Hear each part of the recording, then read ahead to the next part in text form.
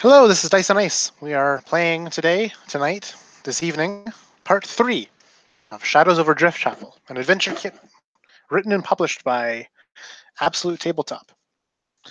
We start tonight with the sound of rain striking a copper roof, a domed copper roof. And inside this domed copper roof is a great telescope pointed outwards at the heavens.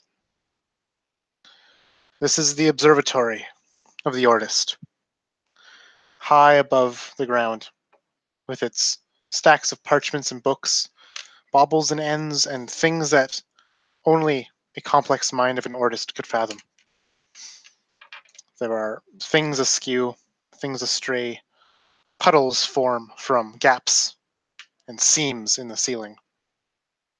There is a head of a man, mummified, its tongue lolled out of its skull on the ground in a puddle. We see its wrinkled face, its dried skin, its severed head. We see it blink. We go down these long, winding stairs, past a room of shattered shelving and fractured bottles. We see 5 folk, each battered by pouring rain, all but one carrying a large crate filled with vials and other supplies.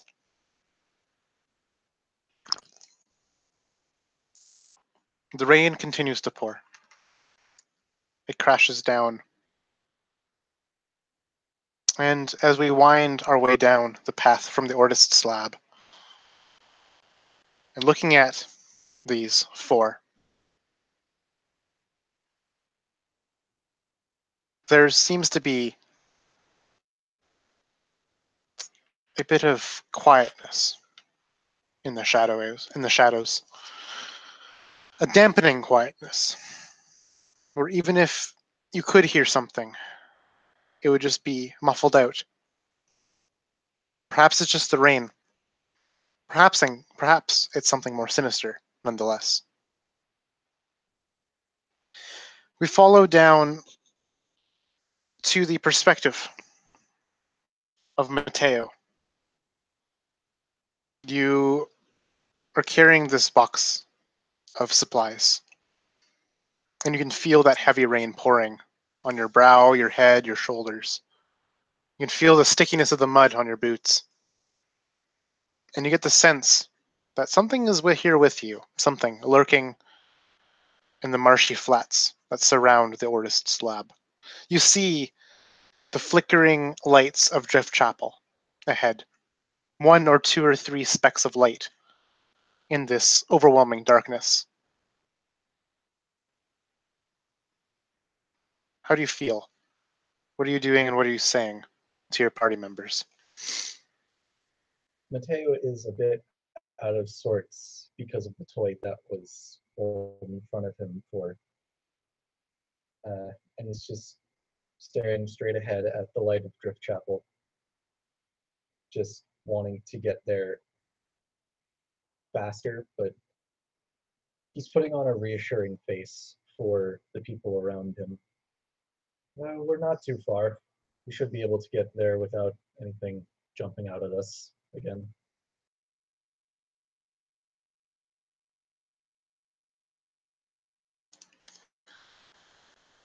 Come, let us be quick, Agnes, the artist who is behind you, would say. She carries the lamp, and it's with her light that the path ahead is revealed. And as you're walking down this winding path, you come back once again to the cobbled streets of Driftchapel. You feel its hardness on your boots, something you yearn for after almost an hour of trekking through slick mud. But still mud has formed between the stones. It seems like everywhere is covered in almost a puddle, a thin layer of water. A bit of flooding has happened, it seems.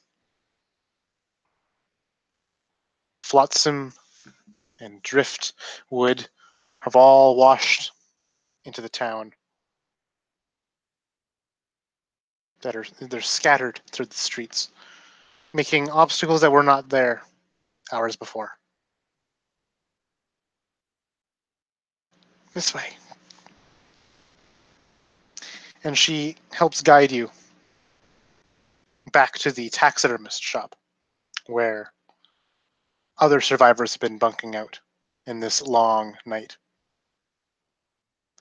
Though, on your way through these labyrinthine streets, you hear water splashing, sloshing, as the ocean currents batter against the shores underneath Driftchapel, as it's all built on docks and piers above the water.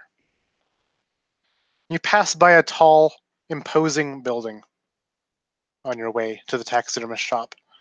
A building that once was regal, with white painted walls, a tall steeple, and a great clock tower, as well as a bell. Now it's in disarray. The bell has been rusted and fallen to the ground. The wooden walls peeling, rotten, mildewed. This was the chapel that once was the gem of Driftchapel. Now a forgotten building, unrenovated, unkept for decades now. And as you pass it, you each feel a stirring in your minds, a calling, as if there is something to be had within this chapel. Perhaps it's safety. No, that can't be it. It looks too rough around the edges. You can see how waterlogged it is, as it's listed and tilted on this piered city. Agnes ushers you to hurry past. Come, it's only a few streets more.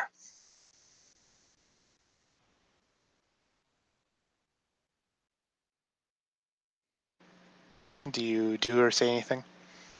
Or do you keep going? It was Mateo's top priority to get Agnes back to the taxidermist shop when they left, and that hasn't changed, so he's just gonna continue on with her.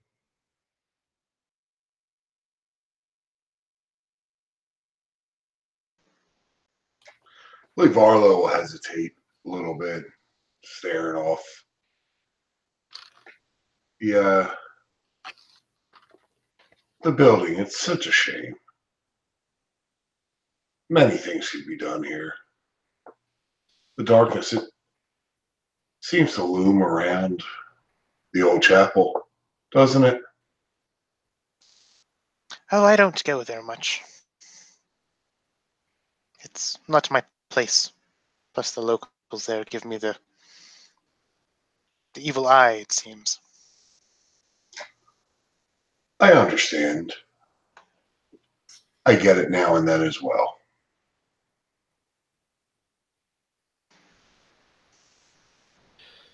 These crates are getting kind of heavy. Why don't we take a quick break here and get out of the rain for a minute? Here, pointing, and she points to the chapel. It's as good a place as any.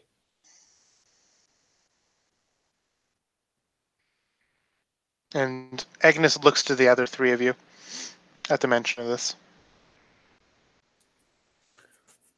Slade's a little gaunt. Pale, you might say. I agree. My arms are getting stiff from carrying these. Wouldn't mind setting them down for a second or two.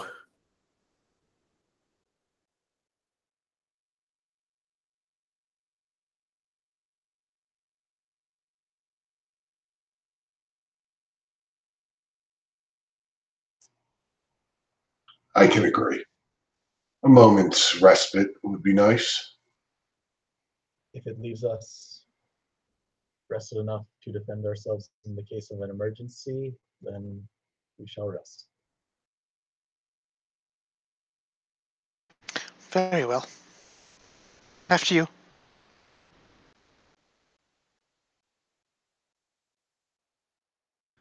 Slate'll take the lead.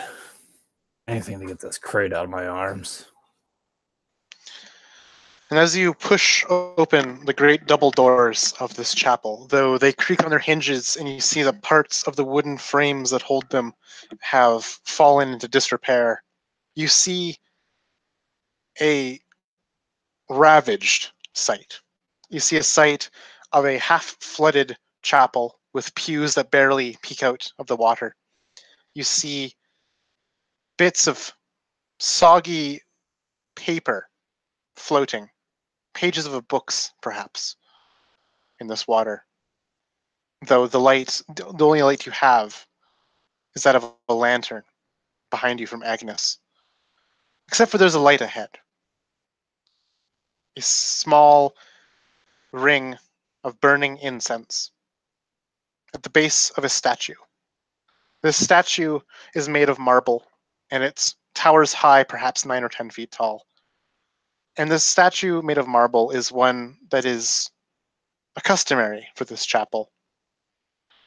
It is the statue of a sea goddess, one of the creed worshipped to this very day by both the Dawnhammers and the general populace of the world of Gloam. And in this dim light of these incense candles, you see a figure sitting on one of these pews in the front, face down, hands in their arms,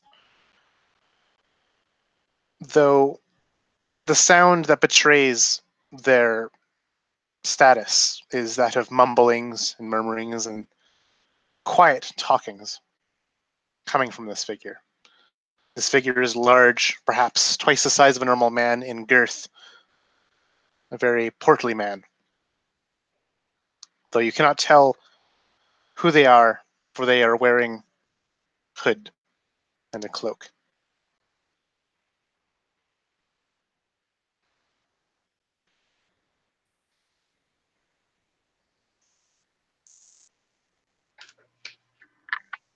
Come now, friend. That goddess isn't helping today. What are you doing here? Shouldn't you be out of the rain? And your words kind of almost cause this figure to start, kind of leap a bit. Oh! And the figure looks around to see who has barged into this chapel. And you see this man's face. It's a man with a large nose, this just rotund body. He's balding, this sallow skin and bulbous eyes. Though hidden in the folds of his cloak, you can see, and even on his fingers too, plenty of golden jewelry. And this is a man that everyone knows in Driftchapel, the mayor of Driftchapel, Horace Mason. I couldn't sleep. How are you fine folk doing?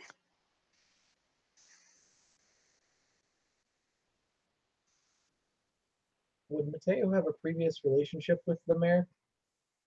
Probably, yeah. And you can elaborate on this if you wish. It's probably been something similar to Mateo coming in, the mayor assuming that he was just going to be there for a couple of weeks, maybe, but his assignment kept getting longer and longer and longer, and the mayor just got resigned to Mateo being there. I'm doing fine, Mr. Mayor. Are there any... What are you doing out? It's dangerous to be out and about. I thought I'd have myself a walk at this hour of night. It was hard for me to sleep. You know, it's good to stretch your legs when the mind wanders. So I've come here.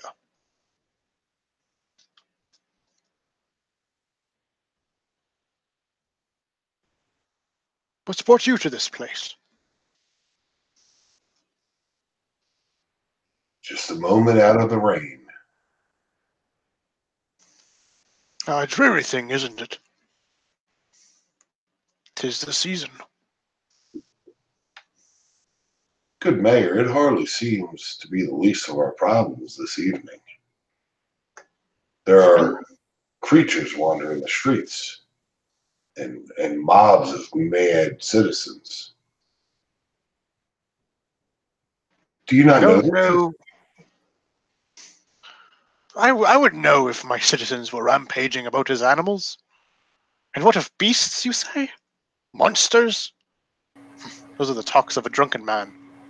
Shadowy Perhaps you should take creature. a seat. Shadowy creatures attacked us at the Ortist when we were retrieving Agnes. Nonsense.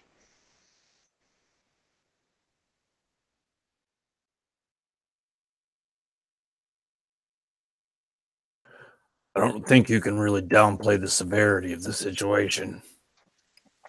You and I both know it's true. Those things, they exist. Do they, Father Solomon? He calls out. And the sound of footsteps is what you hear. Descending some wooden staircase on the far side of this chapel. Thump, thump, thump. These footsteps echo as loud as thunder. And as the footsteps stop, the doors, a set of doors ahead creak open. And as they creak open, all four of you have a mind-piercingly strong pain in the back of your minds. And as you rub your temples, perhaps, to ease the pain, as you open your eyes, you see something large hanging from the ceiling of this chapel. It is affixed by large hooks and netting, perhaps used by the fishermen to reel in large hauls. But affixed is not just a fish. It is a great beast with an odd number of legs, each severed at their ends. It's decapitated, and you can see inside the neck hole, where its innards have been removed, and they spill out from one side. And their blood drips onto the ground and splash and mix, as oil does with water, in this waterlogged chapel. Its bones pierce through its skin like bone shards. And then another wave of fever washes over for the four of you. I'll need each of you to please roll your madness dice. As you come back and realize, as you look up, there's nothing there but a kind of a rusty candelabra.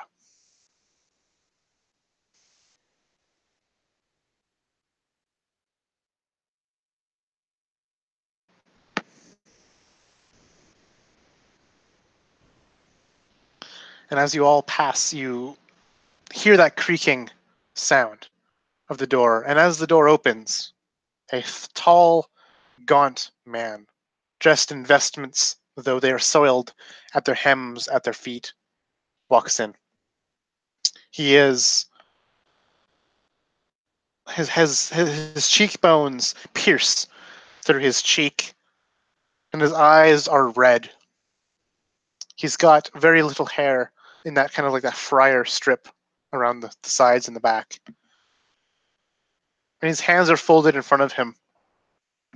And this is a priest, the priest of Driftchapel, Father Solomon, the one that Slade has a memory of.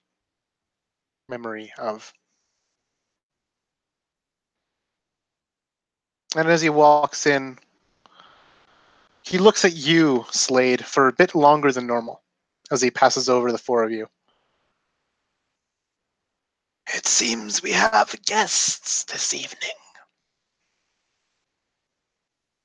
Moving his hat and bringing it close to his chest. Father, excuse us. I didn't realize you'd be here. My life is that of tending to the church, my child. Indeed. We merely came in to get some respite from the rain. As the rain pours, so too do the tidings of goodwill come to us. It is in our darkest moments we see the things for as they truly are.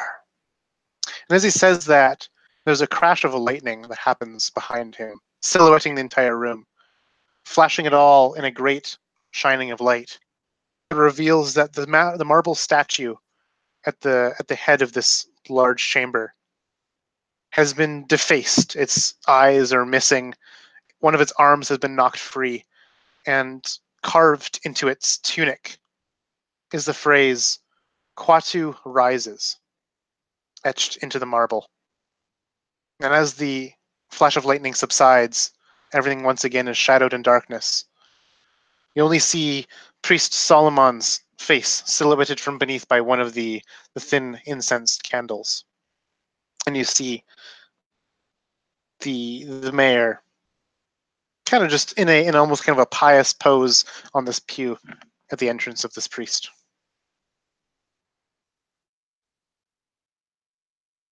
Are you lost this evening?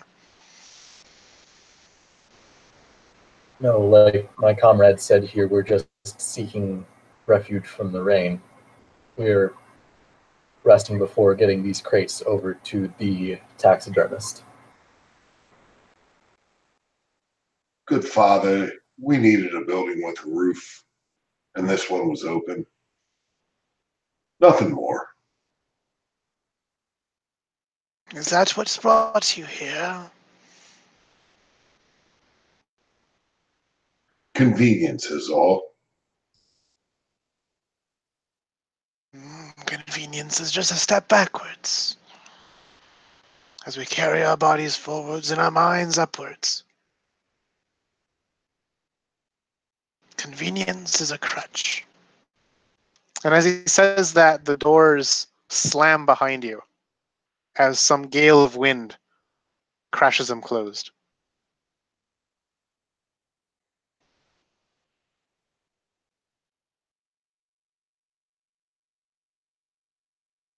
But enough of my preachings. Food and water. I believe that'll be quite unnecessary, Father. Thank you.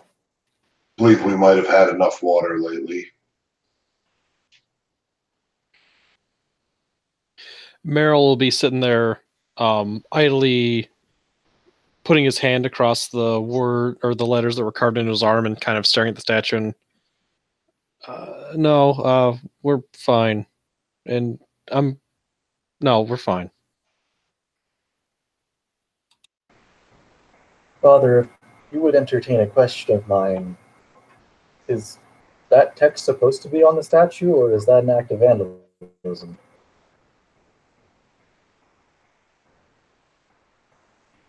He looks at the statue. Though it is dark, he gazes at it still. It is strange what perspective can bring. Where one sees worship, another sees vandalism.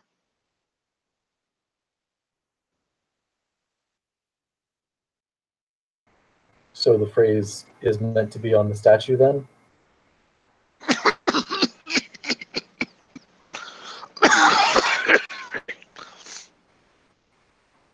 Things are as they should be. If we worry about the dignity of our possessions, we lose the dignity of ourselves. Are you sick? No, no.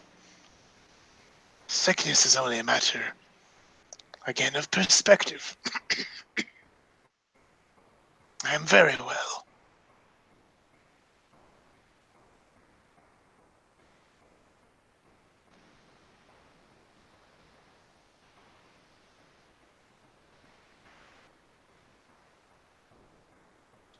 Father, I don't believe that it is safe to be within this building at this time of night with the vagabonds and creatures roaming about. Would you want to go along with us to a shelter of sorts? No, that will not be necessary. That will not be necessary! As he gutturally screams this, and his back erupts in a shower of blood, spraying behind him. As his body bends forward and his neck bends upward, his arms split in two each, his legs disjoint and crack behind him.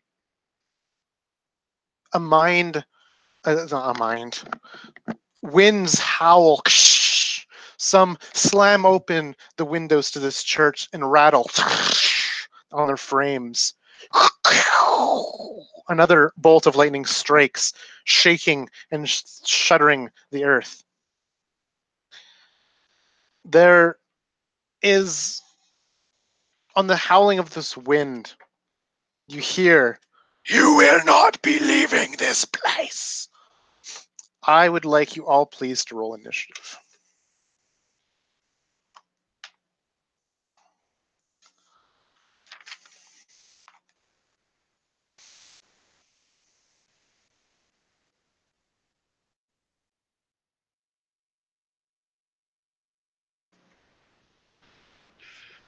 So while we're rolling initiatives, quick question. Did the mayor react at all to any of this?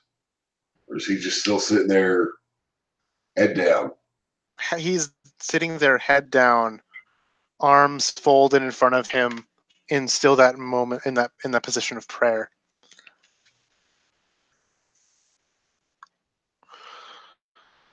Let's see what this doofus gets. All right.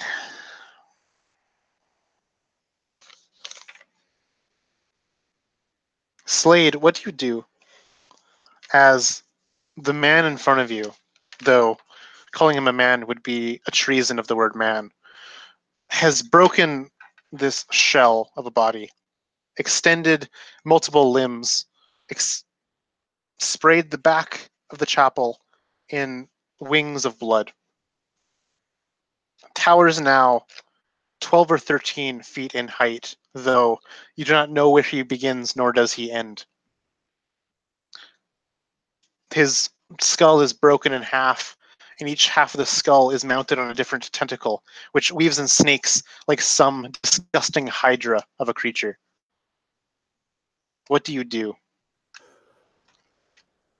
Having set the crates down to give my arms a rest, and this creature erupting from the priest in front of me, I rub the talisman around my neck. As a bonus action, I'll cast Hunter's Mark as I narrow my gaze at this creature. And from under my raincoat, I slink down a long, jagged, barbed weapon, a harpoon. In a very Olympian stance, I hold back and I throw as hard as I can.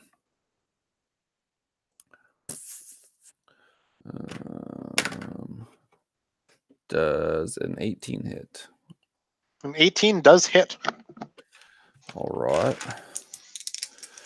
So as I throw this spear, it flies true, and he takes 11 points of piercing damage. This harpoon sheds through layers of flesh, sending a spray of more blood down. It mixes with the water. It is a fountain of blood that you've created from this nasty harpoon, and it's stuck in this creature. But this creature does not react in any way to this harpoon. Not any way that you can process or understand. Mateo, what do you do?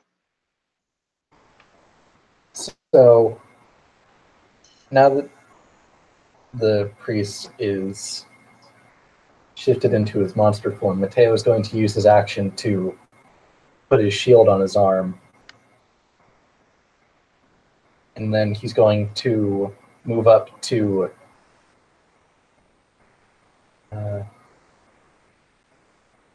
he's going to move next to the mayor because he seems to have no idea what's going on and would probably make an easy target for the thing.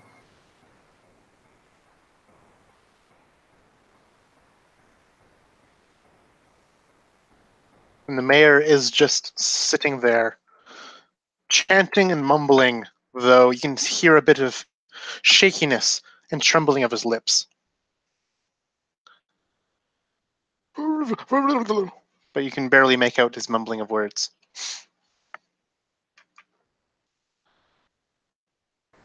Mr. Mayor, stay near me. He does not respond.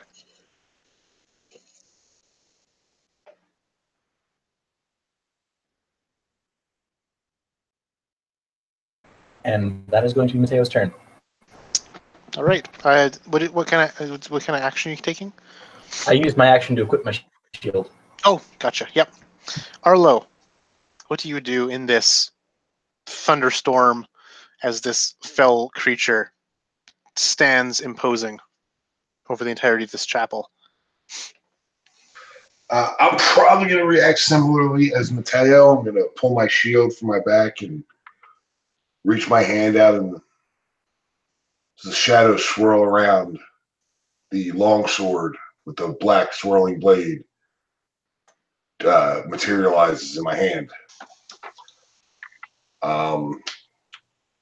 And yeah, that's takes my action to summon the blade, so I will just stand ready.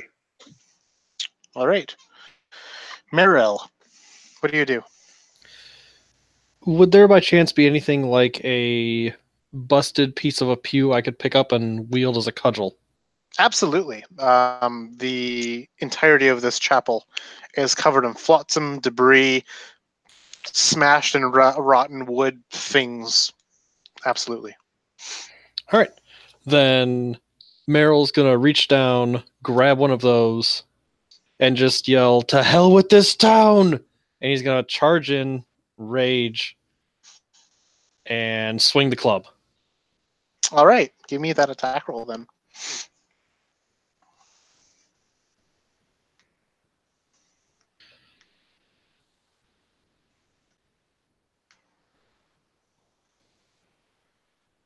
Mm, 18? 18 will hit. Awesome.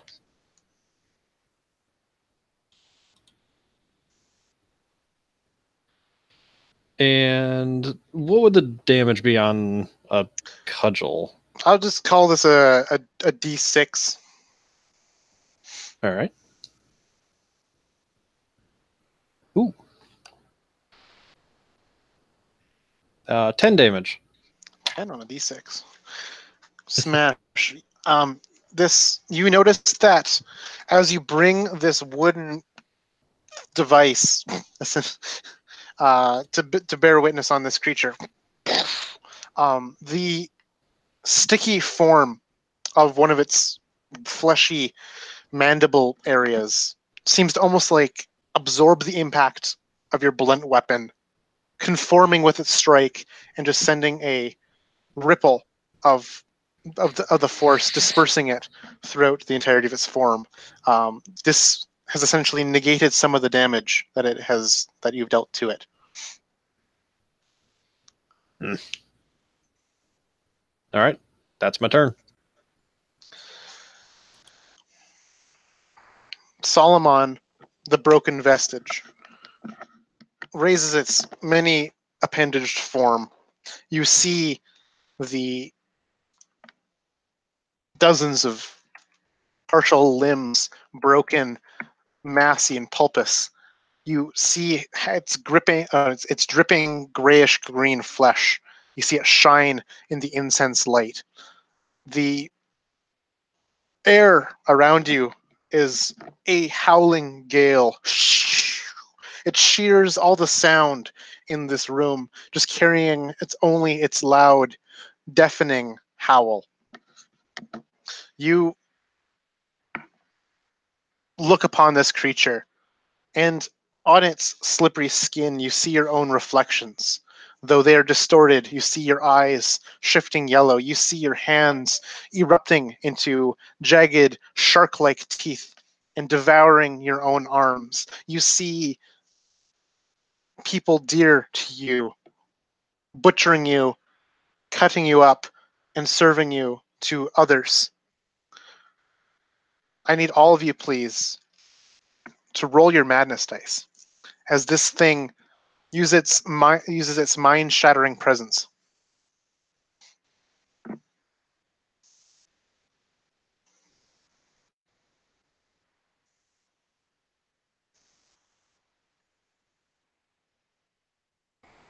Give us the bad news, Baron. So everybody but Mateo shrinks their die down a size. And unfortunately, the D4 is the last die size. But we'll go with Slade last because he's the one whose luck has ran out. We'll start off with Meryl. Can you please roll me a... Come on. A D10, please.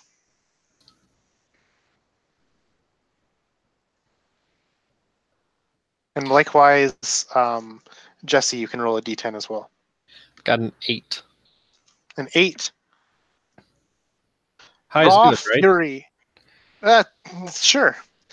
You are overcome with just raw fury. It's the only emotion that you can understand and manage with only a small part of your brain active right now, as the rest of your brain is essentially short-circuited, leaving you with only that small amygdala in the back of your mind, giving you only animal-like instincts. You have just this raw fury overwhelming you.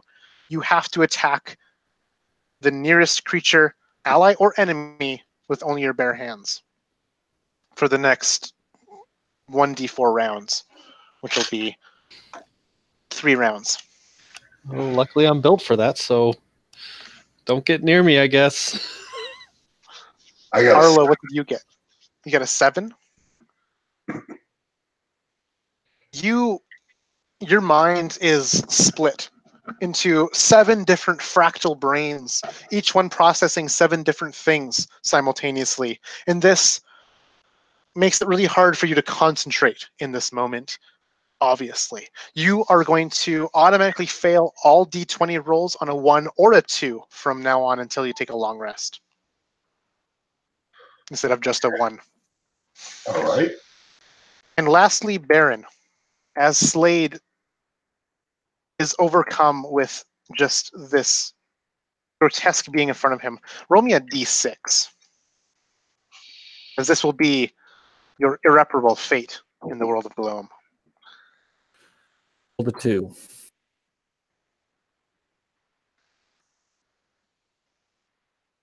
Okay.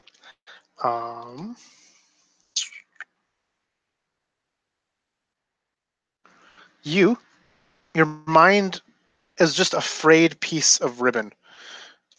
All your ability scores are reduced by 2, and you can give me as well a d20 roll, please.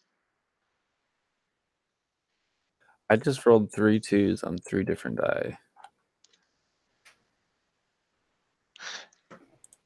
And as your mind is just a fraying piece of ribbon, you see the incense in front of you, and you see how it burns away the darkness. And you believe you can purge the gloam with flame, and you must begin setting everything flammable on fire from now into eternity. All right.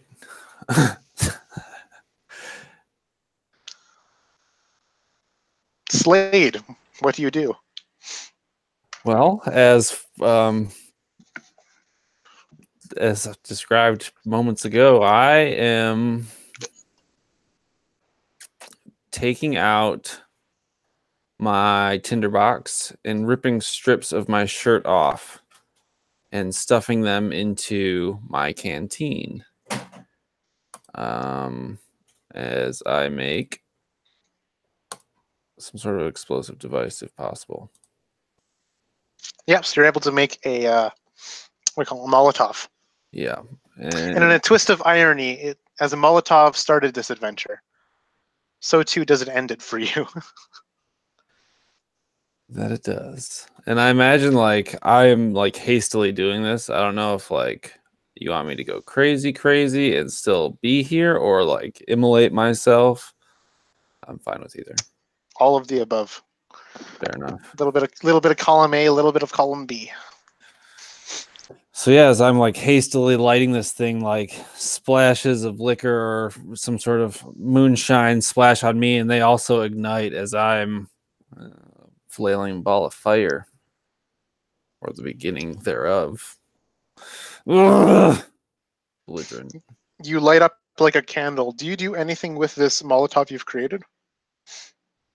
I'm gonna throw it at whatever is directed. Probably the thing. Okay. Give me an attack roll, dexterity attack roll. Okay. In the meantime, you're going to be taking Okay. So 5 points of fire damage. Yeah, I got a total of 5. So Okay, so you miss. The Molotov shatters against one of the pews in front of you, but the rest of the Molotov just submerges into the water harmlessly. Though, after moments, you see that the alcohol has risen to the top a bit of the water, and the fire begins to spread from the pew across this small section of the water ahead.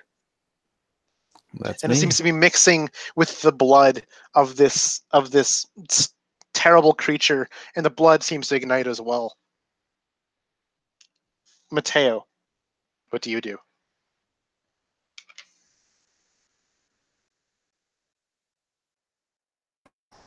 So, you know how Mateo tried to persuade those men that were killing everyone to not do that before?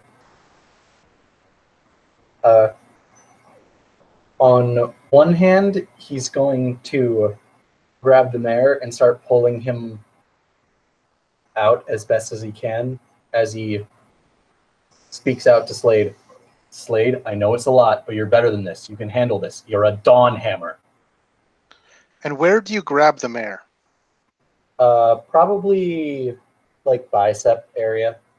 Okay. And as you kind of help to pull him up, you feel the sickening feeling of flesh detaching from flesh as you have the mayor's bicep and arm in your hand, severed at the shoulder. Though there is no blood that pours out from this wound, nor is there any ligament or tissue or any kind of musculature, or even skeleton, or even a skeleton or bone. Instead, small, tiny, sinuous little tentacles, each adorned with small suction cups, emerge from either end of this severed wound, as if some dozens of small sea creatures were writhing and lashing within. The mayor turns to you at this, and you see that his eyes, their pupils are not like human pupils, but a strange alien central slit that goes from the top to the bottom. Mateo is going to throw this arm at the goddess's statue as hard as he can. And no need for a roll for this, as the arm just slams and smears down the side of this statue. And it lands on the Q and slides down and slides down the R of Quatu Rises before landing limp on the base of the statue. But then the hand pulls itself from the base of the statue, pulls itself down into the water, where it disappears.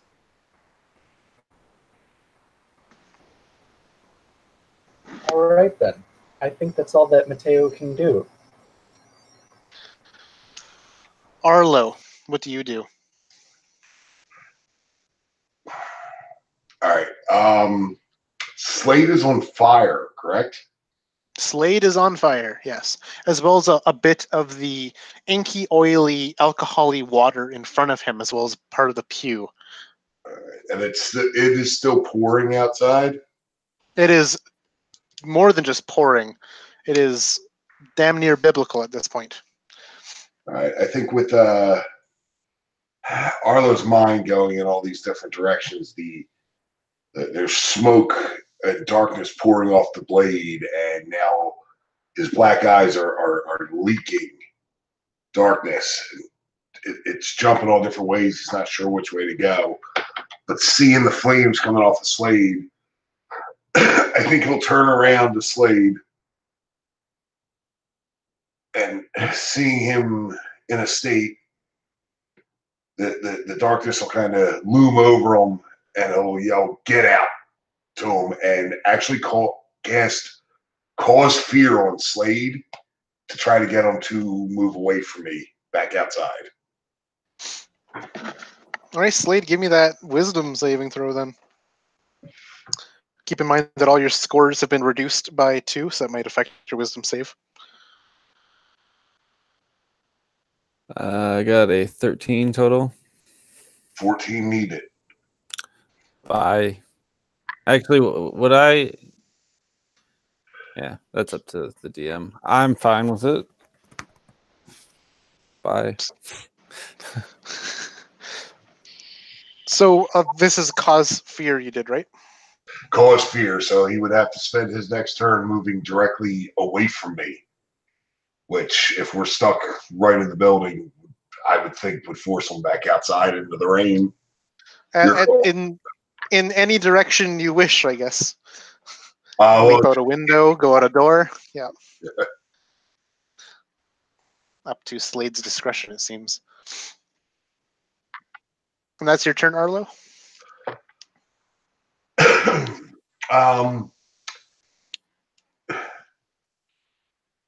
yes, it is. Meryl, what do you do as you've been striking this thing with this wooden plank? Well, considering the insanity part, Meryl is just going to let go of the pew piece that he's been holding onto, and just start screaming and yelling just everything he can, profanity, gibberish, and just start swinging at the monster with his bare hands. All right, give me that attack roll.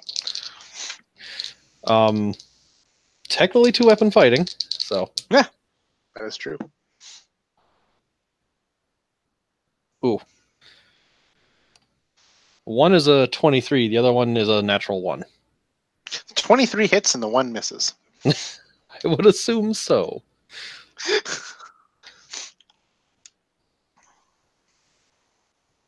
Eight damage. As well, though I don't know if your mind can process it at this point, but you notice, or I guess others would notice, that just like with that blow from that cudgel of a broken plank, your strikes with your fists seem to cause the creature to ripple and absorb the blows more so than causing it to break skin or even shatter any kind of bones it may have. Yep. Am I able to do anything else on my turn by chance? As long as it involves striking and hitting the closest thing to you, yes. Damn. All right, this does not. I was going to use second wind. I could argue that second wind would be okay. But you also did bonus action attack, though. That's your bonus action for the turn. That's right. That's how that works. Okay, never mind then. That will be it. And so it is the turn of Solomon, as I roll the recharge dice. And it, fortunately for you guys, does not recharge. Instead, the part of its left half of its head atop this long, writhing tentacle comes down and curls its way around you, Meryl. And you see this broken face of what used to be Solomon literally pressing noses with you as it crushes you. And essentially this is going to be an attack against you. So for Connor, a total of 10. Just so I have a lay of the battlefield, who's within 5 feet of Mateo other than the mayor? I could argue that this large creature is probably also within 5 feet of you. It seems to be dominating most of the chapel. It is a large, grotesque creature. It has its snaking mass kind of almost everywhere in this chapel, more so than one concentrated spot. But it does kind of have a concentrated spot, which would be at one of the far ends of the room next to that tall statue. But it's essentially within 5 feet of everybody. Though, if you were to make your way to the back of the chapel where those big double doors were that you came in through, because the chapel's about 60 feet long, you'd be kind of out of the way of the thing. So, but if you're up near the mayor, then you're in the front row of pews, which means you're directly in the face of this grotesque thing. Are any of my allies within 5 feet? Slade would be, although is he an ally anymore? It's hard to say. Arlo probably would be. And Merrill, though, you could again argue that he probably is as well, though it depends on if he's going to be alive anymore after this this tentacle attack. That's going to be a 13 to hit Arlo. Going to be a 13 to hit Merrill. If he's within 5 feet of me, I would like to use my reaction to utilize my protection fighting style to impose disadvantage on the attack. All right. Thank so you. you impose the shield, trying to smash at this tentacle that's writhing around him, forcing the disadvantage, I believe it was. Yep. Which makes it an 8 to hit instead. That misses. There we go. So thankfully your shield is able to smash that strange half head on the end of this tentacle enough to cause it to be unable to deal its ruthless damage against Merrill. And that is Solomon's turn. We go to Slade. You've been frightened by the magic. Yeah. I take D5. Or no, D5. So that's retarded. I take a D6 fire damage, which I rolled a 5. And I think I'm gonna throw myself out the window, out into the street. All right, give me an athletics check to just climb up a pew and leap out a window. Okay, I got a 4. And so this also in this movement, Solomon's going to get an attack roll against you. That's probably why you got a 4. It's because it got a natural 20 against you.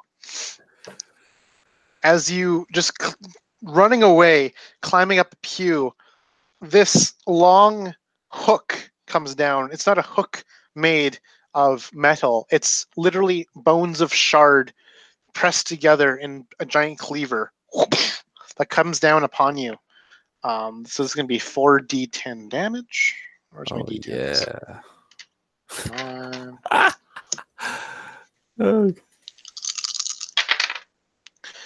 Oh, so I used one of those percentile dice because I didn't have a fourth d10. And when it came up as a 20, I'm like, oh, that's a 20. But that's only a 2. 17, 19, 24 points of slashing damage. I'm down. I'm unconscious. I'm unconscious. And on fire. And on fire. I'm not having a very, very good day, guys. And that is Slade's turn. Mateo, what do you do? Well, if I move to help Slade, the same thing's probably going to happen to Mateo, or at least that's his thought process. So, well, meta speaking, this thing only has one reaction per round. Yeah, yeah. I know. I'm just speaking from Mateo's point of view. He doesn't know mechanics. No worries. And he is going to take a strike at Tentacle Mare. All right, the Tentacle Mare hisses and spits at you as you try to do so. Though it's not mechanically affect anything. What do you get for attack roll?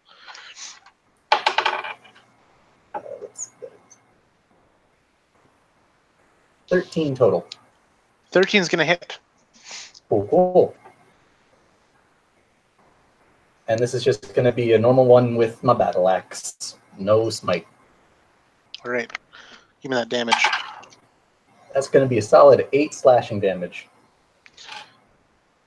As your blade strikes his flesh, you see that he does not bleed. Instead, small squid seem to erupt from any wound you make.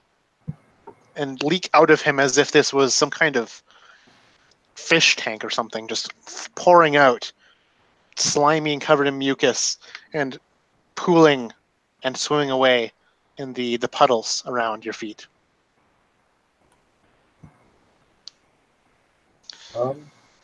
Any kind of movement or bonus action? At the moment, no. Okay. Mateo just wants to be close to his allies in case the thing takes another swipe at him. Arlo, it is your turn. All right, I do believe I'll whip my head towards the good father there. And yeah, under the stress of this, the black inkiness is just leaking from Arlo's eyes as he'll run forward and take a large swing.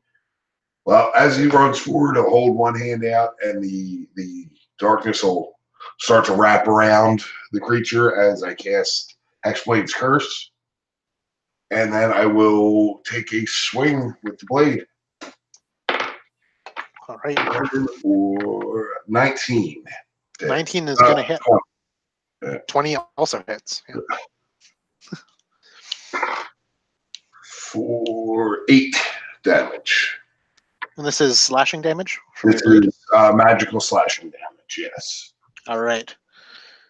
And as you cut into this thing, that gloam sword severs it almost cleanly, some small appendage where it turns to just ink as this little piece detaches and disintegrates, but does not disintegrate into dust, but instead to ink as it splashes into the water, creating almost like little raindrops in the spray. Which I think will blend nicely with the little drops of darkness that come flying off the blade, and as they hit the ground, they almost turn into little shadow spiders and start crawling back towards the blade. Meryl, what do you do? How long do I keep the blind attack thing going on? 3 more rounds? I have to roll around. So you've done one turn of it, right? Yes. Okay. One more turn. Okay. Then I will bonus action to use my second wind. Oof, that's good. Gain back So, full disclosure here, I would probably be right up next to you now as well. yeah. Both being in the future. It's fine. Well, who would I swing at? Because it's whoever's closest. Well, considering I'm all up in the monster's face, it's probably going to be the monster. I mean, if you want to roll a dice to see who you hit, I won't be contentious for that. Just saying. As I grin evilly. I'll do the dice roll. We'll go even for the monster, odd for a friend. There are at least 2 friends nearby you. Oh, well, that makes it inconvenient. Okay. I guess I'll get a d6. All right. 1, 2 for the monster. 2, 3, 4. 3, 4. Oh, sorry. Yeah. 3, 4 for Arlo. 5, 6 for Mateo. All right. What did I say was 1? The monster. Okay, good. I'm swinging for the monster then. So you get 1 attack roll. Tell me what you get. 14? 14 just hits. Oh, all right. Ooh, max damage on the fist. Not that it's doing me a whole lot of good. That's 9 damage. 9 damage as you send a solid crunch into this thing's flesh. You rip pieces off with your bare hands, tearing into it like some kind of savage animal. as bits of it just flake off in your hands. You're ripping off this flesh, and the flesh just disintegrates into ink, and you covered now from your hands, your wrists, your arms, even the front of your body now is just soiled black, dyed this black from this ink that's just showering onto you. And it is Solomon's turn now, as it rolls its recharge die. Fails, thanks to you, much to your happiness. And the many mouths begin to appear all over its form. Each mouth somehow different. Some have the beak of an octopus. Others have a human mouth. Others are human mouths sideways. Others are even stranger mouths yet. And they all scream. And they all whisper. And they all shout. And they all talk. And they talk incoherent words, syllables that make no sense. But in this gibberish, you hear the phrase, Quatu rises, amongst the many discordant words, as the waters around you begin to roil and bubble and froth and boil, as the water in the center of the room lowers and spreads to the outsides, creating these large walls of water on either side of the chapel, and then comes crashing down like a tidal wave. I need all three of you, please, to make strength saving throws.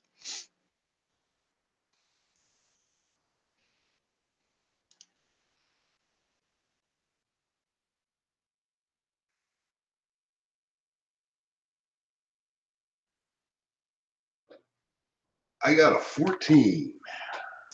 14's good enough. Theo got a solid 16. Meryl got a 19. Right, so you all are able to keep your bearing, your footing in this large crash, and instead you're only going to be taking 3 points of bludgeoning damage from all this water pouring onto you from above. If you had failed the strength saving throw, you would have been taking much more damage and knocked somewhere else off your feet. But thankfully, that's not the case. Mateo, as you brace for this impact of water, you feel something bite at you. As the mayor goes for you, gets a 17 to hit. Nope, I got my shield up, so AC is 18. You feel that bite on your shield as it bites into the rim of your shield, and you see that the mayor's jaw has like dislocated open entirely now, and inside of him has emerged another strange fish creature. And that fish creature is what's like biting and gnashing at your shield. Slade, you gotta give me some dexterity saving throw, a death saving throw, as well as a failure for just being burning by this water. I mean, actually, no, you probably doused yourself by falling in, so the fire is no longer happening. 17. Especially with, so that's a pass. And you're extinguished because of that big crash of water. All right. Mateo. So, with thing gnashing on his shield, is the mayor within 5 feet of Meryl? I would say no. Cool. The mayor probably would be on the outside, like the periphery of the room. So we go mayor, you, Meryl, Arlo, big monster. If that makes Cool sense. beans. So, Mateo, with this thing chomping down on a shield, is going to bring his axe up and try to bring it down onto the reaching out portion of it. Give me that attack roll. Oh, fudge monkeys. Bounced out of the thing I'm rolling on. I don't think that's going to hit, honestly. But I'll tell you it anyway. It is a grand total of 10. 10 is not going to hit. As you realize, the mayor is just a husk and a shell. It seems to be this creature is literally molting out of the mayor. though the only thing that has any semblance of the mayor was his eyes. And those eyes are perched on this weird fish creature's head. The sockets of the mayor's face, of his eye sockets, are kind of empty and kind of deformed as this essentially puppet hand. I guess, the mayor as a puppet. This creature has emerged now and just is looking at you with these piercing, vertical slitted eyes. Arlo, what do you do? In there now. I'm gonna keep on swinging that blade away at this creature.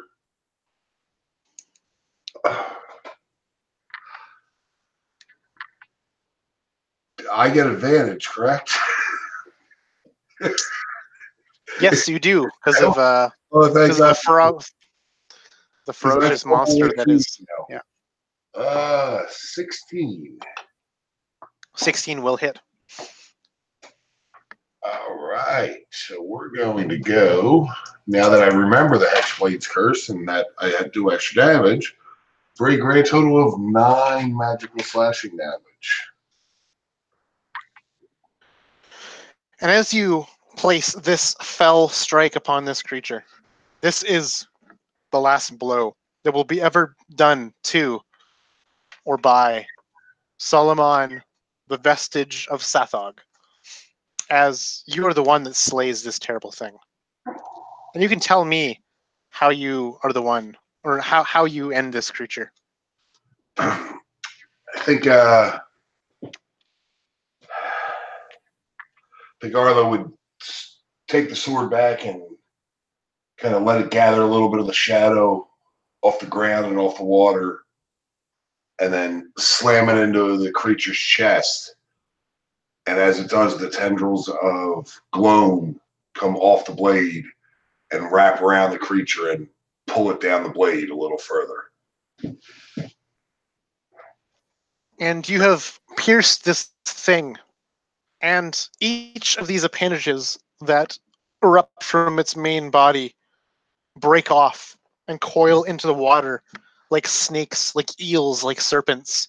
And you see that the water around you is wrathing and frothing, not from anything but just the motion of these creatures. As you see each of these eel-like appendages eating each other in this gore fest, this mass hysteria of carnal creature eating each other, until one remains, and that one erupts, distended from all the meat it's just engorged, and its bits of flesh just float now in the blood-filled water that is the chapel.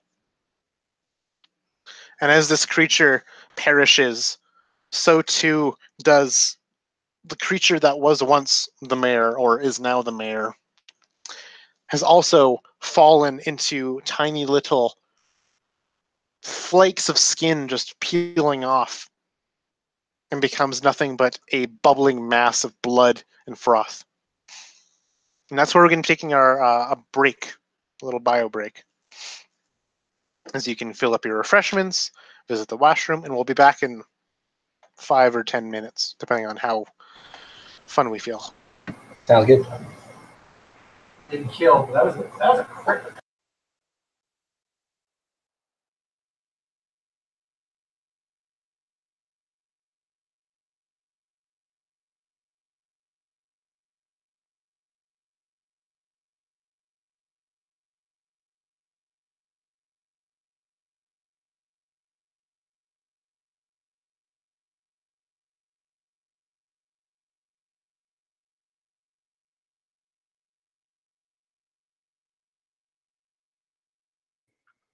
While I have your attention, I'd like to tell all of you to go subscribe to Baron's channel, Rolling with Disadvantage. He's doing some cool stuff there.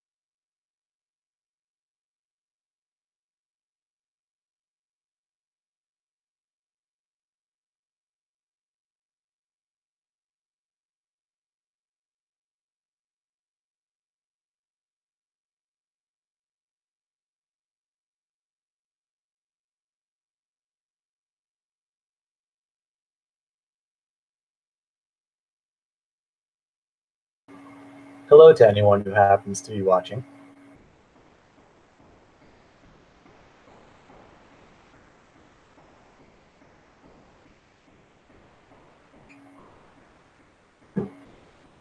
I do hope that you are enjoying the show.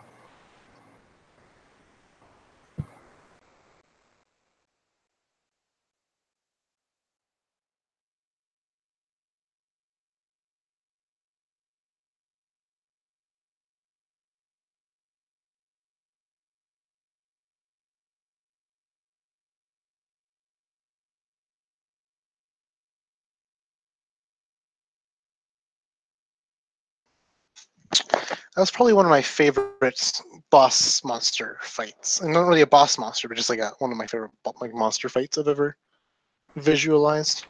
I It think. is certainly an interesting fight. Being lethal in a way that doesn't kill the character per se.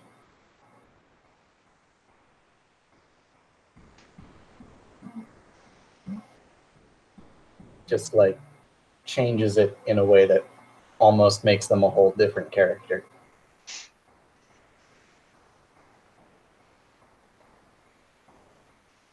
I mean, who are we really but just husks and shells for the elder god Quatu? Who are we but stats on a page? Tell me Who? about it.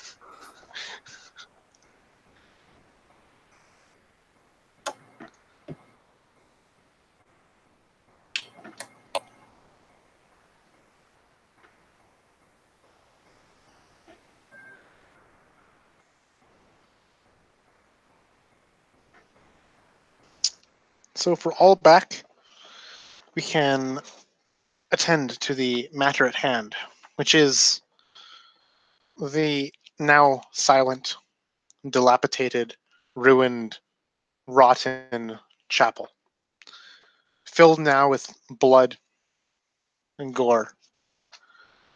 The pages of now waterlogged books float, completely soaked.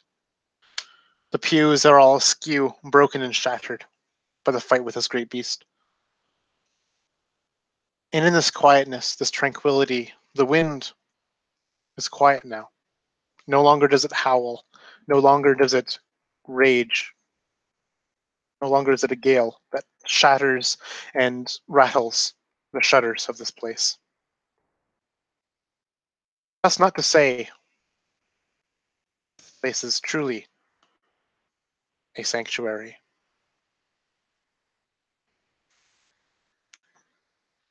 You have mere moments of respite now in this darkness. You see that the incense at the base of the statue have been doused by the roiling waters of that encounter. Though there is still the shining light of a lamp. And this lamp is something that's behind you, held in the stone white, just sturdy grip of Agnes herself. Though she is frozen, petrified even, not though made of stone or ice, just in complete shock. If you could see her face, you'd see that she is almost entirely broken, just unable to witness and understand that which she has just encountered. Mateo is going to put his axe into his belt, and he's going to go up to Agnes and grip her on the shoulders, and he's going to say, "You don't need to worry. Whatever it was, it isn't going to be bothering us any longer."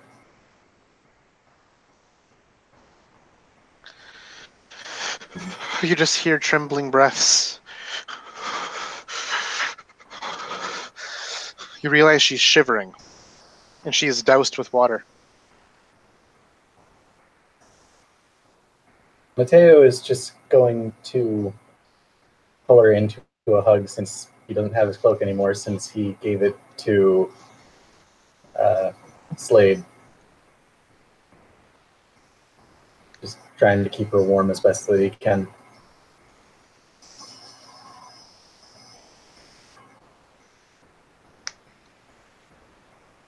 Are there any areas that we could put her that aren't in water? You notice the stairs leading up, like out of this chapel and up to the steeple, hopefully, above. And you can see how they're raised in a way that they are not completely waterlogged like the rest of the chapel is. Mateo would lead her over there by the arm and seat her so that she wasn't in the water at all, if it was possible. As you take her by the arm, she does move with you, though her steps are shaky and her arms stiff and rigid, as if she's barely coherent. As you take her, you're taken by surprise as one of the planks supporting your feet gives way under your pressure. Now long since rotten and soaked, you're able to keep your bearing and press onwards. So you take her to that stairwell and take her up a few steps and perhaps just seat her upon the steps, unless you wish to take her up further. I think just a few steps up so that we're still within the view of everybody. So you're on this bit of a landing that is kind of on this raised floor, about maybe 2 feet off of the ground of the submerged floor. So this whole kind of landing area plus the steps are very, very dry compared to the puddle, the giant waterlogged room. I think I'm going to try to drag Slade's unconscious form to that same area, get him out of the water.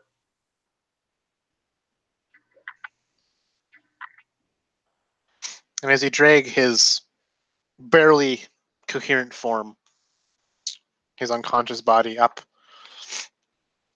his breathing has just these gallons of water cough out as he is on the line between consciousness and not.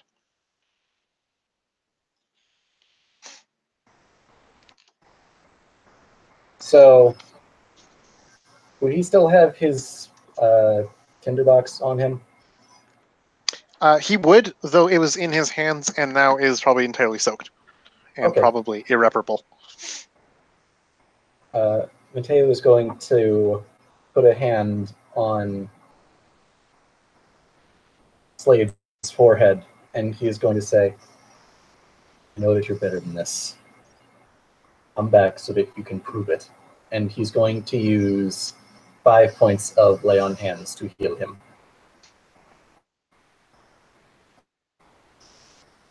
And so Slade you come to. You see this world of darkness around you, though you see the bright light of the lamp. It's as if you're a moth drawn to this brightness, its heat. You see how it burns away the darkness all around it. You feel it, the comfort of that fire. You see it flicker and dance like a woman. A woman that's very important to you. A woman whose face you can see in the flickering of this fire.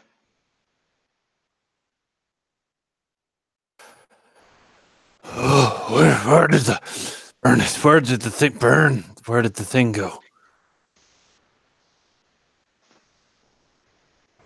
It's been slain. It disintegrated after it had taken too many blows. We must burn this place. Burn it all.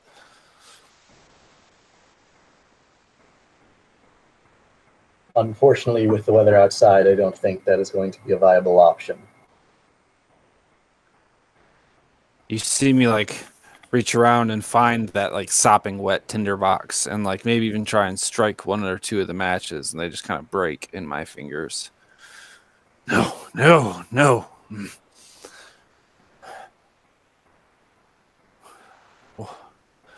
What do we do?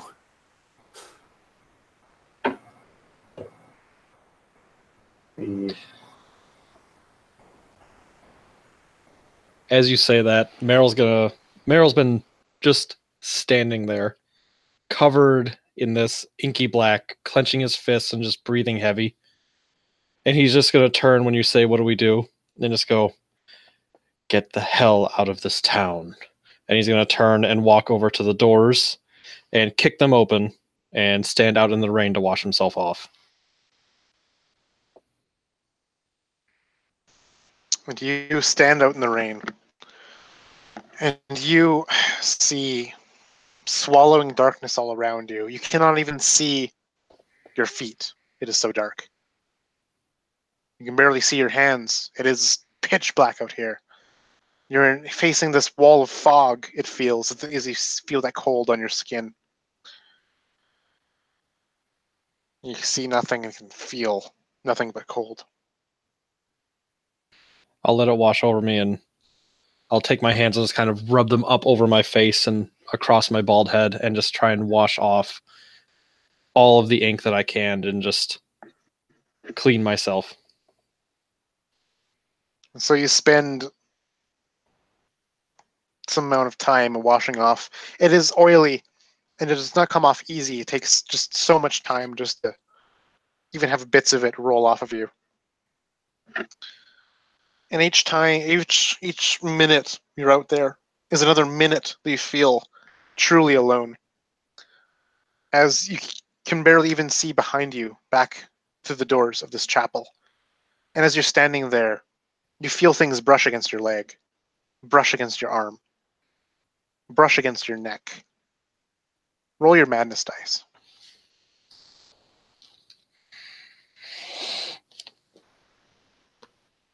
Shit. That's a 1. Roll that d10 for me, please. Hell, I'm down to a D4 already. I was doing so good. D10? Yep. 8? Again? And you, again, are overwhelmed by this rage. Though this rage you cannot place, for you see nothing around you. The best you can do is just bite into your hands with your teeth or with your nails, or even just flexing your arms, your back, and your muscles so much that they just hurt. And as your teeth grate against each other, this moment passes. As you realize you've walked very far astray from where you once were. We can see the flickering light of the lamp in the distance, of the lamp from Agnes's firm clutch. It flickers out of the chapel's doorway and just is this faint little light that can guide you back as a beacon to where the rest of your party is. You feel a cold sweat on your brow, however. I'll trot my way back over there, and just anything that's in my way or within reach, I'm just going to slam into, hit it, just have basically a tantrum as I go walking back. Not screaming and yelling, just mindless anger as I walk around and just slamming anything I can.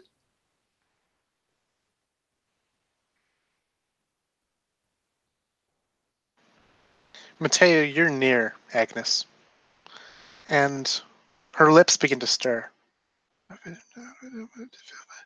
as she mumbles, though her mumbling is way too faint to be able to hear from where you are.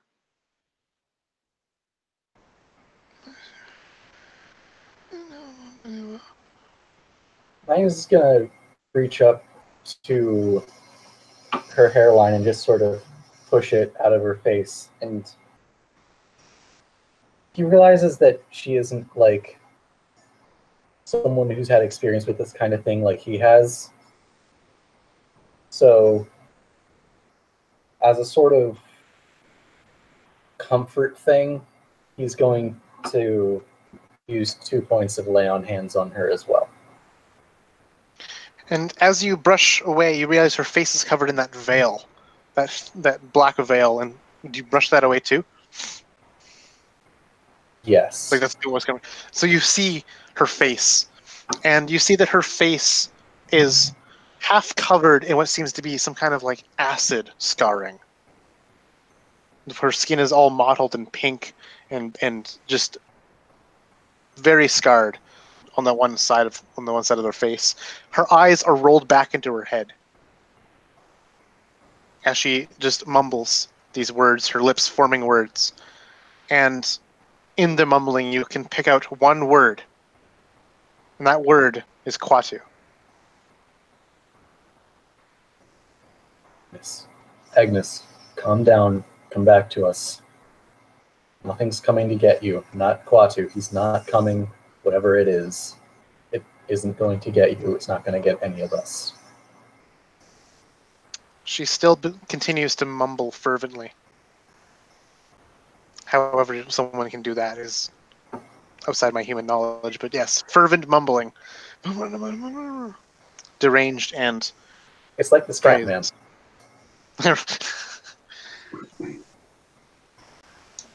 Enough. We have no time for this. And Arlo will lean past Mateo and backhand Agnes to try to knock her out of it.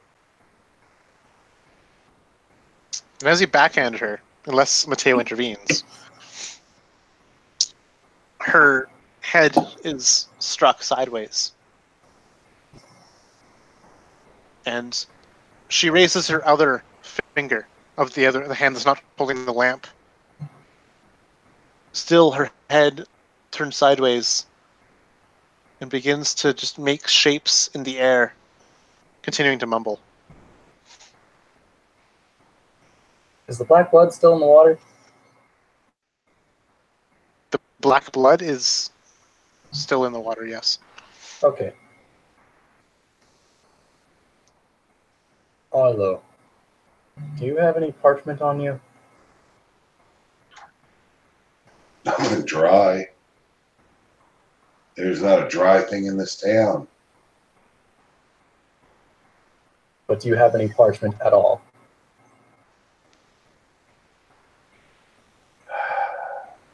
Actually, I would. I'll start rummaging through and see if I can find something semi-dry to provide to Mateo. All right, roll me a d6. And on a 5 or a 6, it is dry. 6. You have some scroll case, I'd imagine, perhaps. And it's tightly bound or tightly sealed. And in this sealed thing is some parchment or otherwise some paper that is, as the odds seem to be against it, dry. Just like the red wine, probably the last within the town. So, Mateo is going to take the piece of parchment, and then he's going to go down to where the black blood is in the water. He's going to, cup his hands and try to pull some of it up out of the water. Mm-hmm. And so you have this inky water kind of cupped in your hands, and bits of it dribble out from the cracks in your hands. He's going to move as quickly as he can with the least spillage that he can manage. He's going to try and dip Agnes's finger into it. Her finger, yeah, you do so. Her finger is covered in that ink. And then he's going to hold the parchment up to where she is drawing the symbols. And she does so. She begins to draw on this parchment. First you see an L, then an I. S-T-E-N. L-I-S-T-E-N. She just repeats this word. And she continues to mumble. Her head is still cocked to that side, facing the wall of this landing. L-I-S-T-E-M? Listen, yes. Does that, oh, N, okay. Mateo's going to close his eyes and just listen as hard as he possibly can, specifically in the direction that she's looking, if at all possible. Give me a perception check then, as well as anyone else who is trying to listen. 11.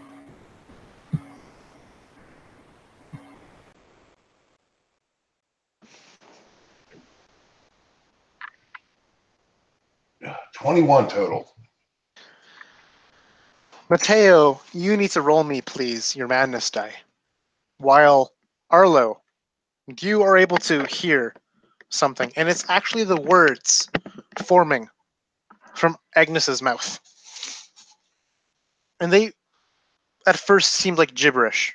And to Mateo, this is true, they are just a gibberish. But Arlo, you're able to hear the consonants in the words between the words. You hear the sounds in the back of the throat instead of the front. And these words form a sentence.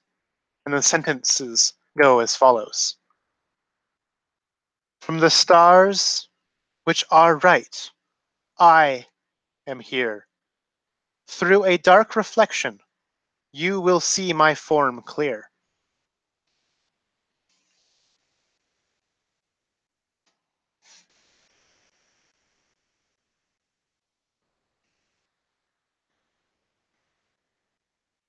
I'll put that in the chat. And I'm the only one who heard this? Correct.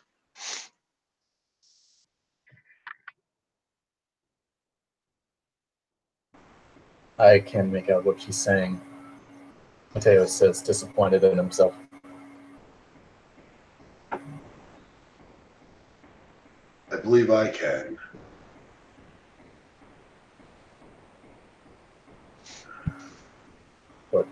What is it? What is she saying? What does it mean? I'll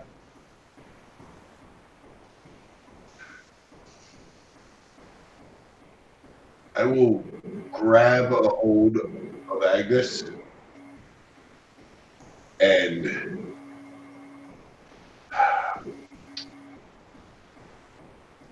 kind of hold her over the dark, inky water and see if I can see her reflection in it. And you absolutely can see her reflection in it. As it And not only you see her reflection in it, you see the stairs that go up as well, up to the steeple.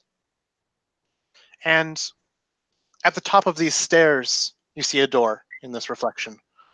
And on that door, you see that it's covered in coral. These outcroppings and growths line it from top to bottom. And dominating the center of this door is a circle with a vertical line going through it. now, if I glance up at the door itself, do I still see that on the door or only in the reflection? You see a normal door when you look up.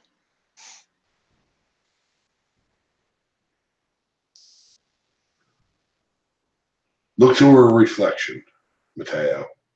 Tell me what you see. Mateo will look at the reflection. Does he see something similar? Yes, you do. You see the reflection of Agnes, and you see behind her, above on the top of the stairs, that coral door with that circle with a line through it.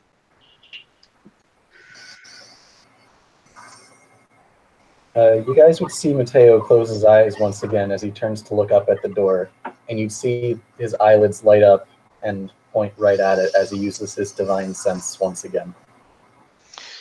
And so, the thing that baffles you the most, Mateo, is you took Agnes to this little landing, and you saw up the stairs, though only briefly out of the corner of your eye, and there was no door at the top. But now, yet you do. You look and you see that there is a door now at the top of the stairs, a door that was not there before, a door that is ordinary and plain. And as you conjure that divine sense of yours, you feel nothing but uneasiness.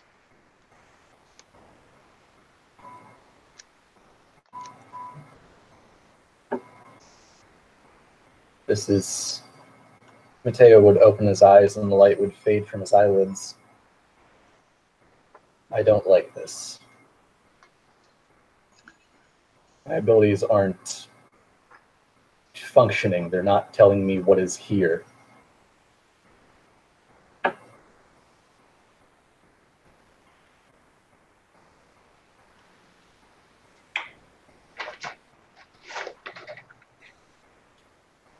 Would Merrill have made his way back yet?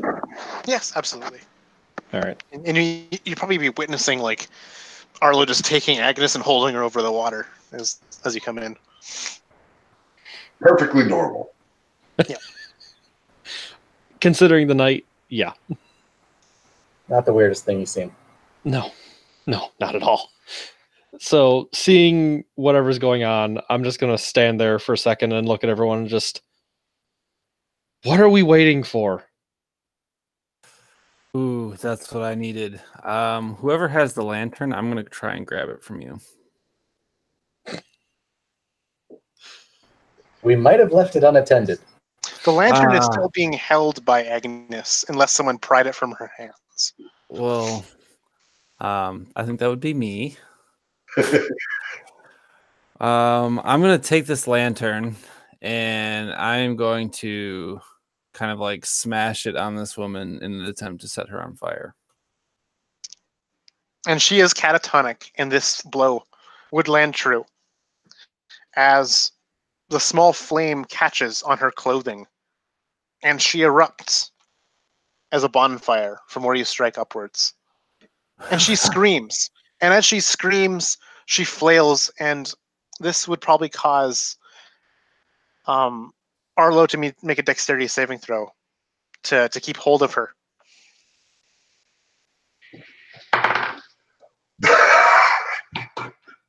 That would be a natural one. And so you let go of her, and she drops down over into the water. And as you see her drop, you see her crack the side of the stone where the of the statue's base. And she is now unmoving, floating in the water. What are we waiting for? What are we with Burn? What are we waiting for?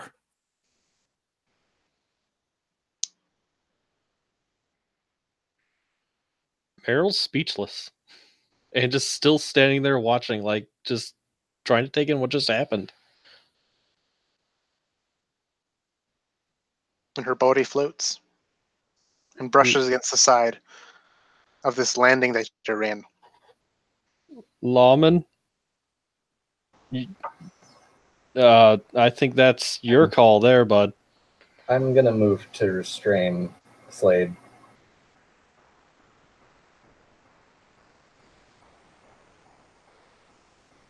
Want to attempt to resist? Contested strength checks between the two of you, please. You're lucky. I'm real weak right now. Oh, I got a 19 on the die though. Yeah, unless you have a minus 12. I don't. Yeah, you won that. Don't touch me. Don't you touch me.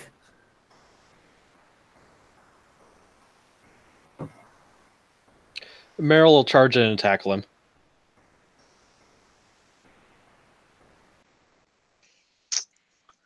This would be another contested athletics check. I got a 17 on the die. For a total of 19. Shit. I can't beat that. I only roll a 4. I've got plenty of bonus to it, but I only rolled a 4. Don't any of you touch me, or I'll burn everything. I'll burn you. I'll burn you all. The sins of the evil must be burned from the flesh. Slade, listen to me. Whatever that thing showed you, it wasn't real. Whatever it was trying to make you do, you shouldn't. You say that like it wasn't real itself. That shouldn't exist. But it was here. It tried to kill me. Yes, but now it's not here. How do I know it's not going to come out of you next?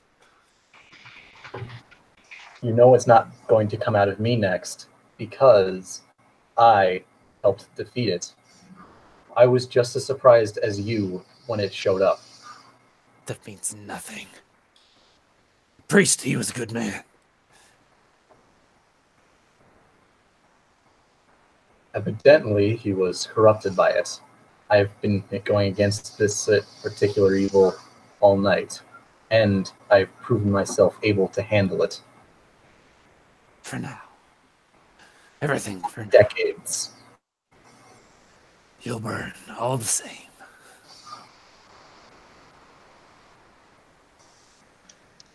So Arlo, you said you've gone up the stairs. Yeah, pretty much as soon as the order dropped out of my hands, I was still staring at the reflection. I would have just turned around and started headed up towards the door, paying no attention to this. You walk up these steps, and you see that the door seems to almost cut the stairwell in an odd place. There's no way that a door should be here. It's not even at like the top of the stairs. It's like halfway up these steps. Even at it's positioned in a way that the steps, it's kind of cut the steps short a bit. And it's there, and it's wooden, and it's plain as day.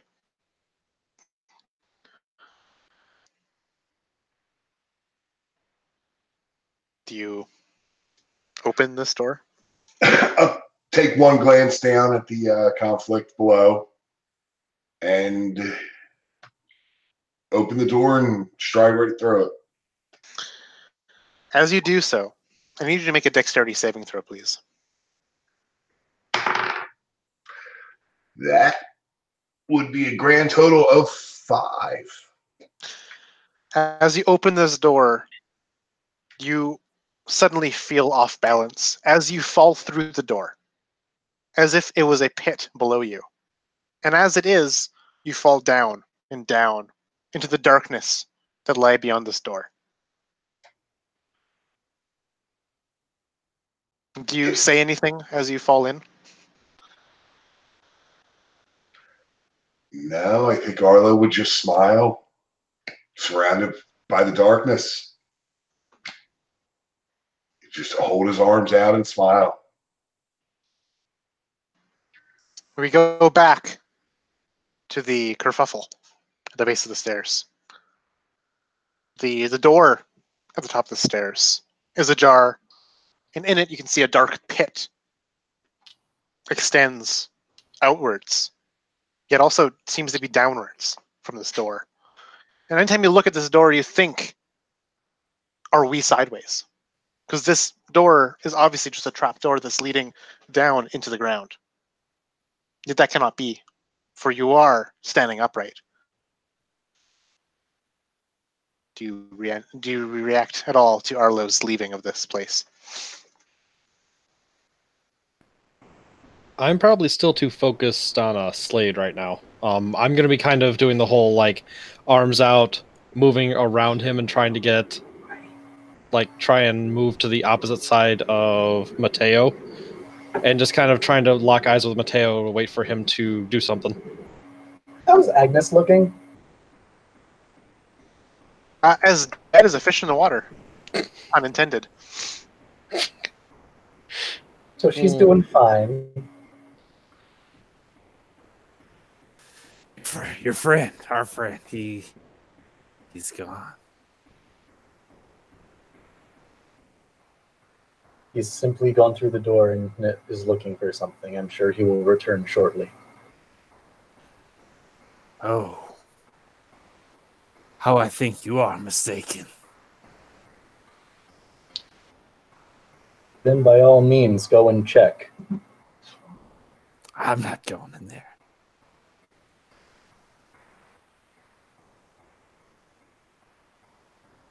Perhaps you should. Oh no, don't do this. Then come along with me, Dawnhammer. I think I would probably rip the talisman off and throw it in the puddle next to Agnes. And it sinks into the water. Dawn comes no more.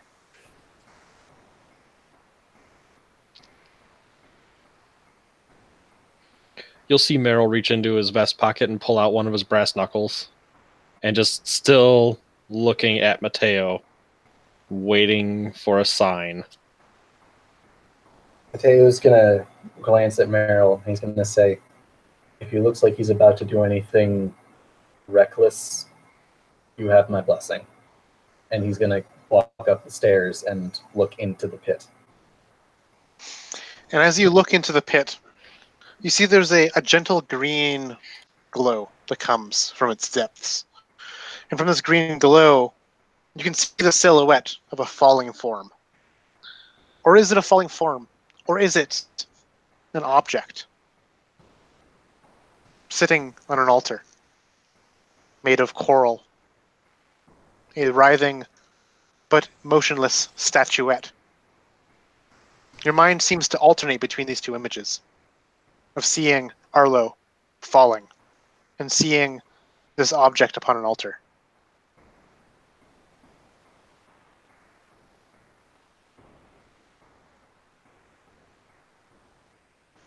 So I have a priest pack. I probably wouldn't do anything to help.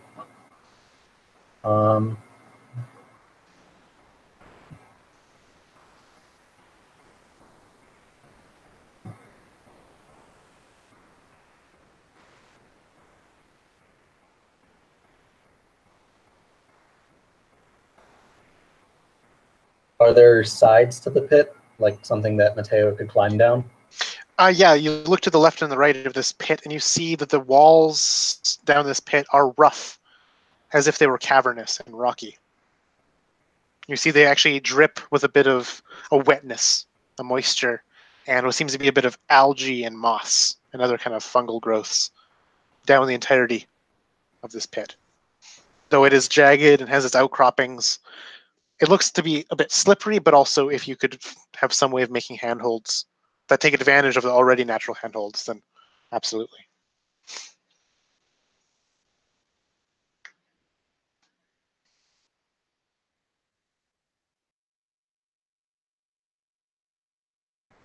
So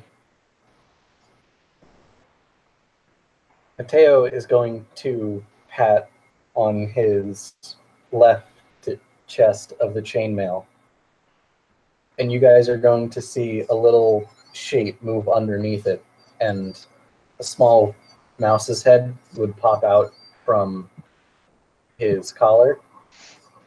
This is the pet mouse from his urchin background. And he's just going to tell it, you're going to be helping me out find places to grab, all right? And then he's going to start to descend down. So you're just like climbing down as trying to use these rocks and outgrowths as handholds? Mm-hmm. All right, give me an athletics check, please.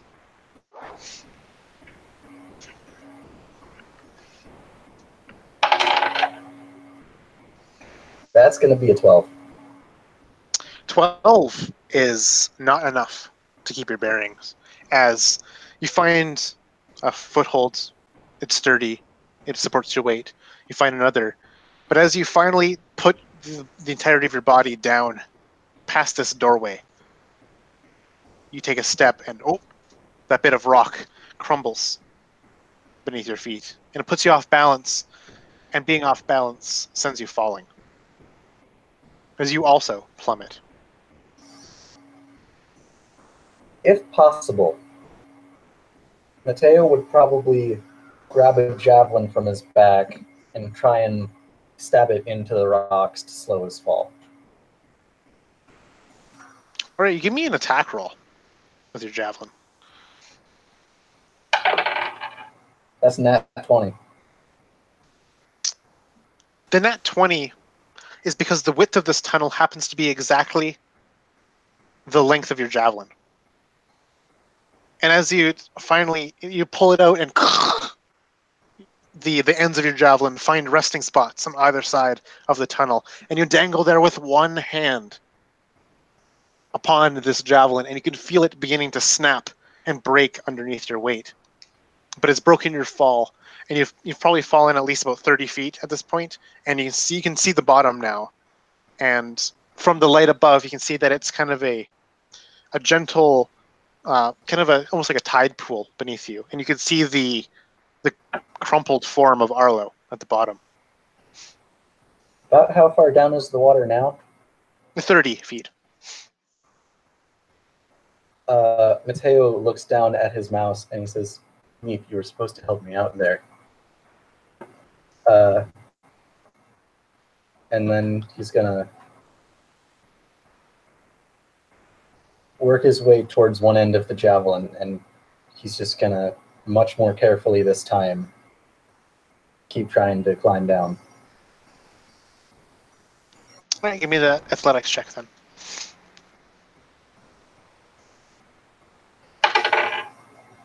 All right, that's gonna be a 19. That is plenty enough to you've figured out that some of these rocks are brittle, and you can be able to spot out the ones that are, and you can descend down to the bottom of this shaft. You see that Arlo is a bit in a heap, though definitely alive.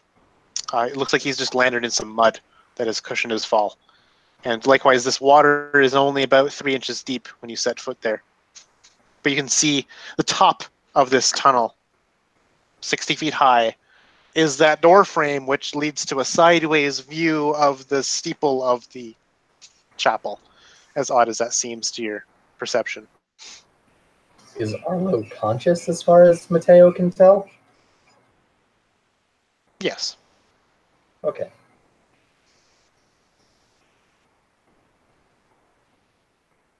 Arlo, We go to the top of this. Okay, go ahead. Do your thing. Arlo, come on, get up.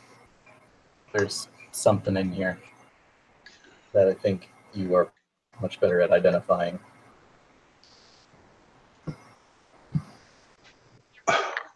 Arlo stand up and reach into his pocket and depressingly look at the last clean rag he has, knowing it's not going to get this mud off of him.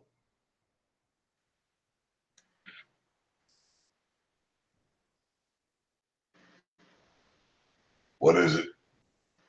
What do we need to see?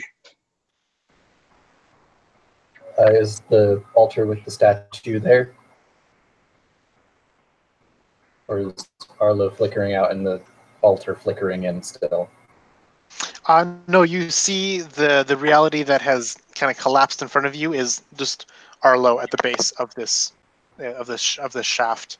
Though you can see that it extends outwards in one direction. This tunnel that kind of dips in and out of the water. It seems, though it is entirely. You can still see the entirety of its ceiling, but the ceiling kind of varies in height.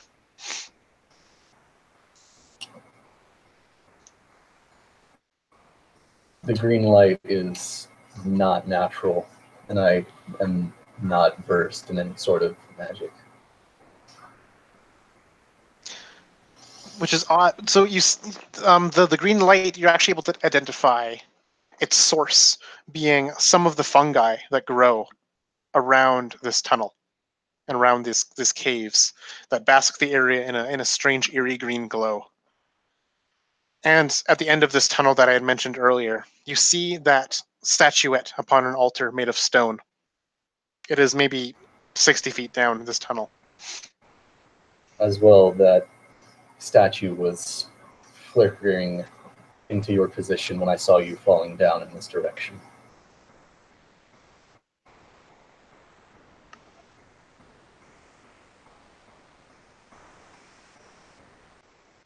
Where are the others? Merrill is making sure that Slade does not do anything that would put him or others in danger.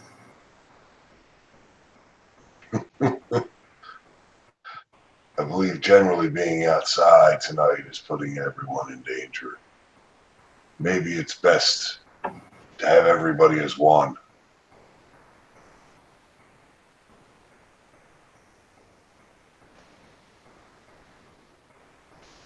It may turn out that way, but at the moment he refused to come in.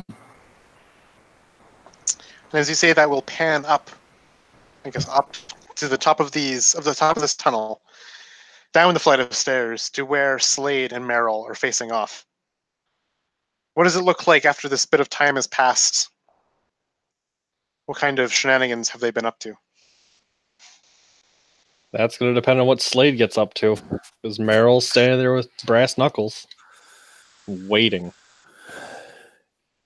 You've seen those things. What they do. Who has led you on this wild goose chase through the night and horrors but that man? Yeah, that might be. Are you blind? Do you need to be illuminated to the way of this? We must leave. We must leave right now. You going to be the one to illuminate me, buddy? You said it yourself. We need to leave. Yeah. We got to get those crates, though. I think I'm getting paid for this. Hope I'm getting paid for this. Who's going to pay you? Yeah, Lawman seems pretty straight-laced. He'll pay me. With what coin? He'll come up with something. You put blind faith in him. Oh, I put blind faith in myself. You have every reason to believe yourself, in the same way that I have every reason to believe myself.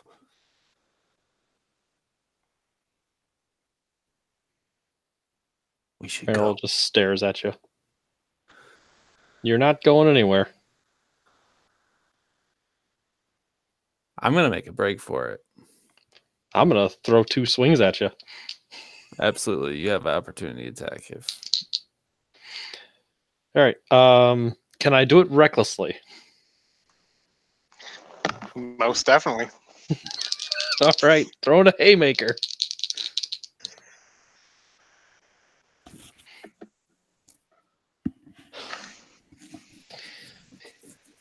22. Yeah, absolutely. All right. Max damage. That's. If you roll anything higher than 5, you knock me unconscious. Oh, I give you a nice nap then. I did 7 damage. Then I've probably plopped into the water next to Agnes. I'll drag you out of the water and lay you on the ground. But I imagine this is just like we have this little exchange. You go to run, and I just one real quick, wham, just right to the side of the head, and you just go straight down. See, I don't even imagine it's like to the head. It's like right to the gut, and I just kind of topple into you, maybe. There we go. And I just drop you to the ground. Not carefully, but I make sure you don't drown. I can appreciate that.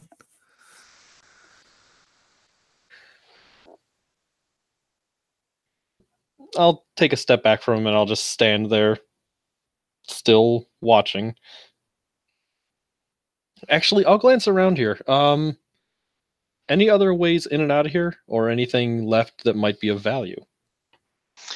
You see no other ways in and out. I mean, you can be creative with the ways in and out. For the walls and the windows are all rotten and. All right. But things of value, nothing that is besides the soaked pages of things floating in the water. There What is that about on the- incense that's burning, that was burning around the base of the statue. That might fetch a price at some incense person, although it is a bit tarnished with history now. Would the Ordist have anything on her of value? Oh, absolutely, she would. As well as the corpse of the Ordist, there were the crates that all 4 of you brought in were still. I imagine you probably set them up on these pews so they wouldn't sit in the water. So there's still the 4 crates. All right. I'll leave the crates alone, but I'll rummage through her pocket and see if she has anything of note. You find in her pocket and other. Give me an investigation check, please.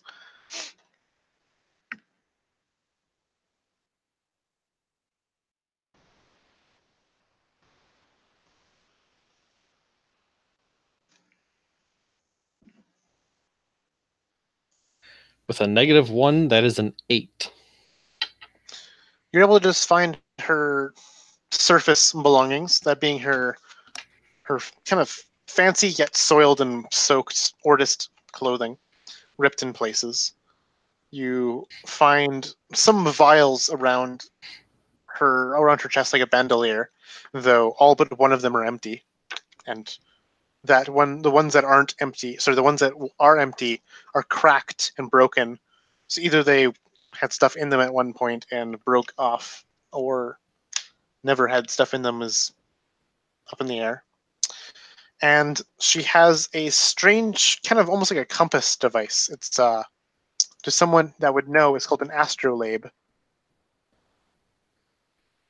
And Looks lastly, like, she has her walking stick. well, the astrolabe looks like it's something fancy. I'll pocket that.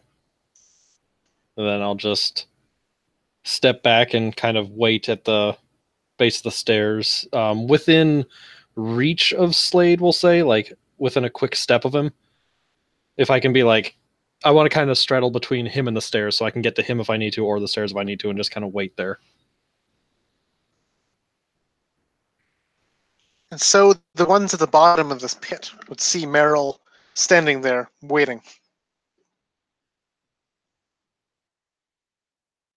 Can he see us? Yes. Though both of you to each other are kind of small, faint figures.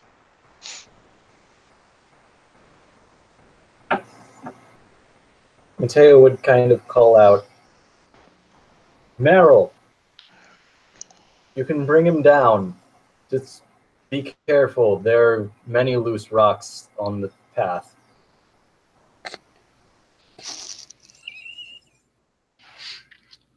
All right.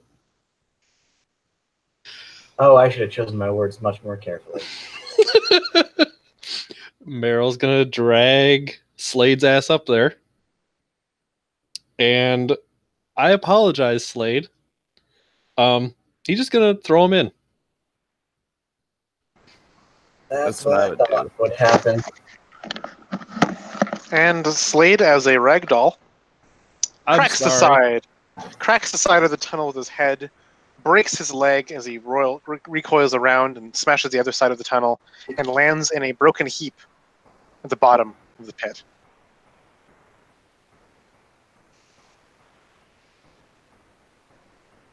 He dead? If he wasn't dead before, he certainly is dead now. Oh, I'm fun. sorry, man. Bones are broken in many different places. Mateo just sighs frustrated to himself. Yeah, that one's on me. Meryl, you can come on down too. It seems relatively safe down here. Do you need the Ortis too? No, I think she's fine where she is. All right. Meryl will attempt to climb down now. All right, give me that athletics check then, please. I happen to be good at that. I happen to be extraordinarily good at that. I got a 20. You're able to descend this path. You're able to just notice those key handholds much better than Mateo did. You're able to take advantage of the broken pieces of javelin as well to steady your balance, and then finally descend to the bottom and land with a nice splash at the base of this tunnel, or tunnel pit, I guess. And you can see the same green glow, the same off-shooting tunnel, where at the end of it, it seems is that backlit glow and that statuette of something very small from this distance on some kind of altar made of stone.